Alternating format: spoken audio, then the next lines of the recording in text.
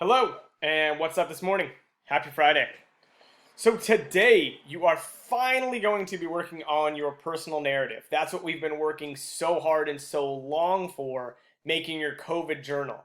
I know that some of you have probably wondered, what are we doing this for? Yeah, you understand that it's sort of for practice on these mini lessons that we're learning, but it's mostly because at the very end of this, we wanted to have you make a personal narrative, something that you can write and keep with you if you want, about your time spent in COVID.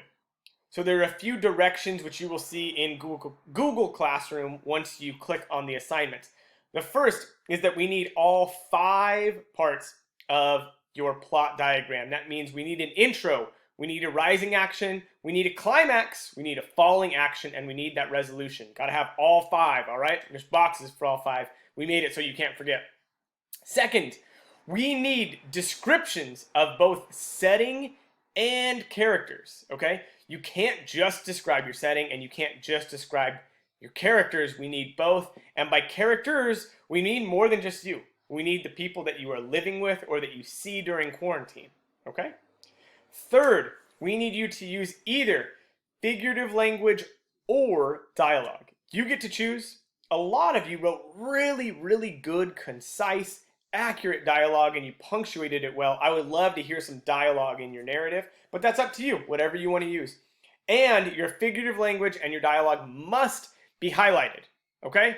So if you don't know how to highlight something, a few of you have questions sometimes, Google it, all right? You can email me, but I don't always get back to you, especially if it's after 4. Mostly I don't check my phone and my work email after 4 o'clock.